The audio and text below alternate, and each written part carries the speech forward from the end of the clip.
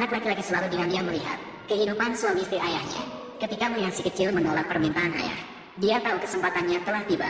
Maka dia segera membuka pintu kamar dan memberitahu ayahnya. Bibi keenam yang paling dicintainya sekarang sakit kepala parah, meminta ayah segera pergi. Ayah langsung marah sampai melompat-lompat, meskipun hatinya sangat gelisah.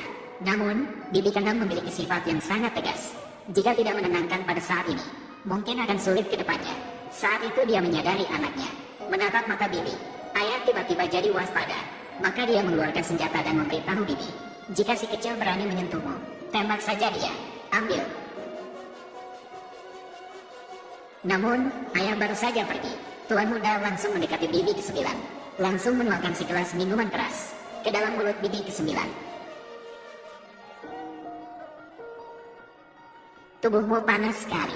Apakah sangat tidak nyaman? Meskipun Bibi ke-9 bersumpah tidak akan menyerah, namun di dalam hatinya, dia merasa senang sendiri. Karena semua ini adalah jebakan yang dia atur. Tujuannya adalah membuat ayah dan anak saling bermusuhan. Ternyata 20 tahun yang lalu, gadis itu dulunya adalah putri di markas komando. Tak disangka ayahnya yang paling dipercayai, wakil komandan, malah memberontak, bahkan memenggal kepala komandan, dan melemparkannya di depan ibu gadis itu. Sementara gadis itu bersembunyi di bawah tempat tidur, hanya bisa melihat ibunya disiksa dengan mata terbuka. Kemudian wakil komandan bahkan menembak mati ibunya. Semua keluarga gadis itu tewas dalam semalam. Sejak itu, satu-satunya keyakinan gadis itu untuk bertahan hidup adalah balas dendam. Selama 5 tahun, dia berusaha dengan segala cara mendekati anak wakil komandan, menemani dia setiap hari.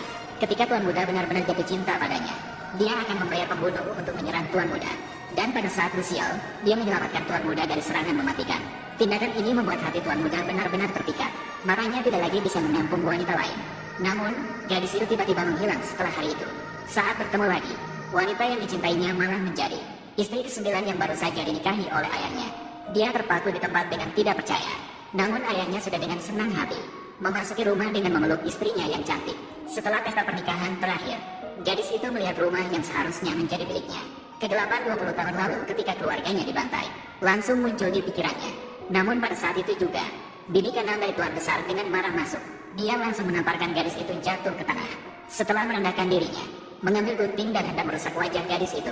Di ambang kehancuran, Tuan Muda dengan cepat merebut gunting. Mengapa Bibi ke-6 memperlakukan Bibi ke-9 seperti itu? Tidak takut ayah menyalahkan. Tuan Muda, kamu tidak sedang pergi keluar provinsi. Apakah kamu sedang bernegosiasi bisnis? Mengapa kamu kembali untuk menghadiri pesta pernikahan ayah, sambil datang untuk memberikan gadis kecil yang baru saja masuk? Mohon izin. Apa? Tuan Muda, apakah kamu mengenal wanita ini? Tidak mengenal. Begitulah, Tuan Muda memiliki status yang mulia. Bagaimana mungkin mengenal wanita seperti ini dari desa? Oh ya, kali ini aku secara khusus